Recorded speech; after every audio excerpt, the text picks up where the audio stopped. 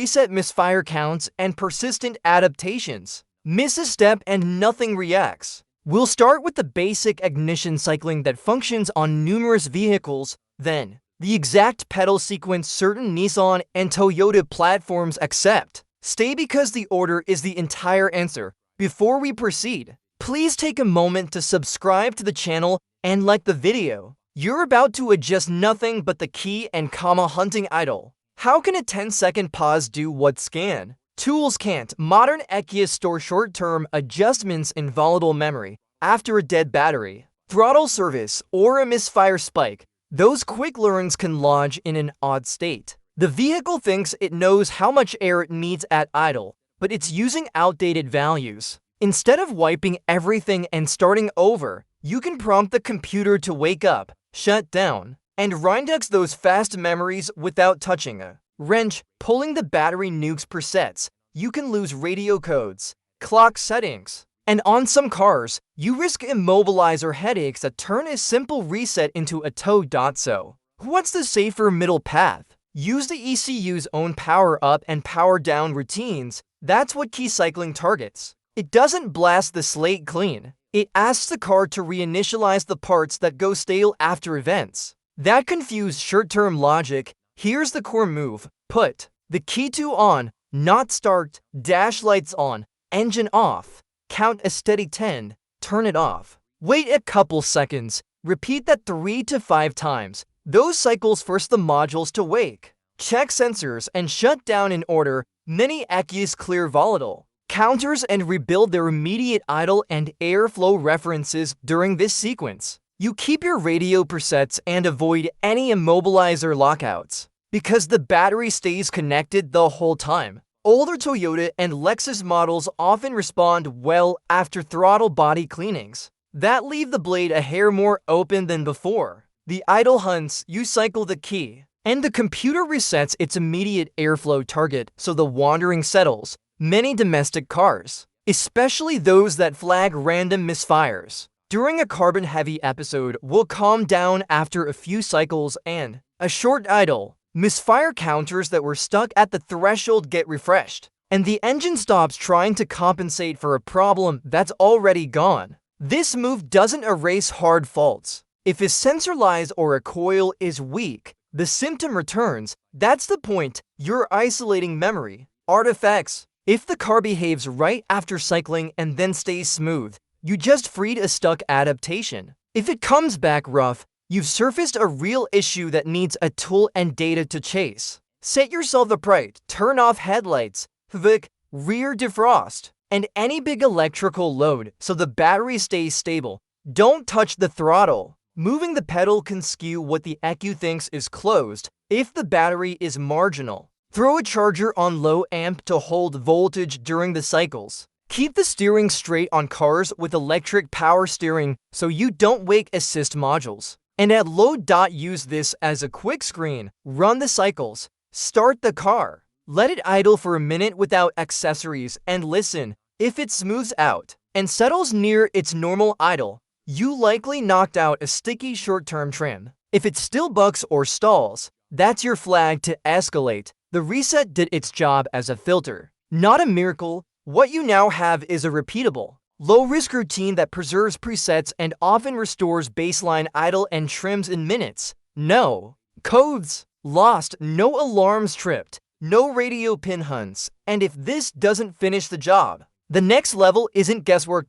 When key cycling isn't enough, the hidden factory sequences come next. The pedal dance that tells the ECU to relearn idle and throttle targets on command. Those key cycles woke the modules. Now, the pedal dance tells them exactly what to relearn. There's a reason texts look like they're playing Simon Says. Those presses speak directly to the ECU, and when you hit the right rhythm, the car enters a quiet service mode that updates idle airflow and throttle baseline without any tools. Here's the idea. Manufacturers hide sequences that combine key position, pedal movement, and wait times. You're not erasing data. You're asking the ECU to overwrite specific adaptive values it treats as temporary. The result is a fresh baseline after things like throttle body cleaning or a power loss. The trap is timing.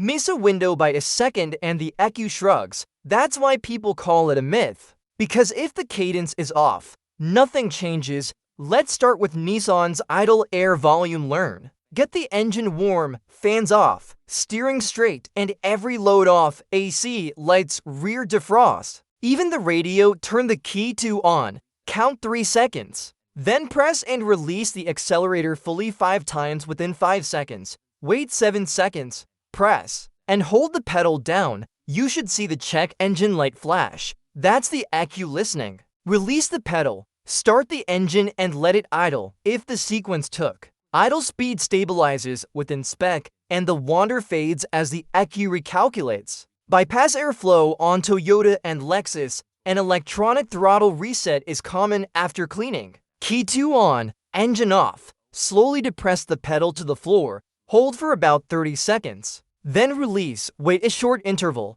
Then start the engine and let it idle without accessories. This clears the learned closed throttle angle and target idle, which can drift when the throttle plate is cleaner and moves a touch differently than before. Some models want a couple of slow presses instead of one long hold, and some require an additional wait before the start. Always check the exact routine. For your model and year, certain GM models respond to pedal hold routines right after key on. You hold the accelerator down for a set period, sometimes with a second hold after a short wait to nudge the ECU into rewriting throttle position, or even transmission adapt values. The concept mirrors the others. Ignition on sets the stage.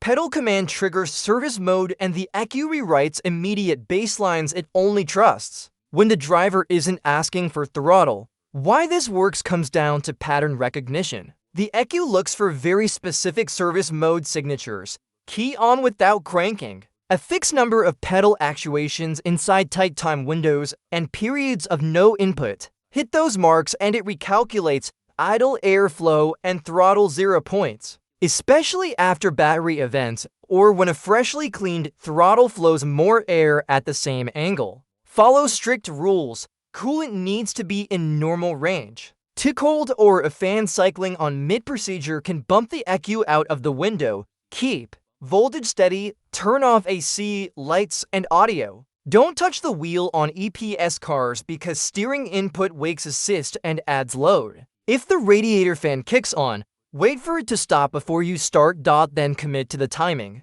Count out loud if it helps. Nail it and the payoff shows up fast. Idle wander smooths. Hanging RPM drops to target, and stoplight stalls disappear within a single drive cycle. Miss a beat and you'll see no change, which is still useful feedback. You've reset memory. Now the car needs live data to refine it. A short controlled drive with steady speeds and clean decibels sets monitors and locks in the fix. The secret isn't magic, it's timing. Those key and pedal sequences flip OEM switches most drivers never touch, and when you hit them, right, the ECU updates the values cause rough idle, hanging RPM, and random stalls. Start simple. Run the key cycling routine, then do your brand's relearn exactly as specified.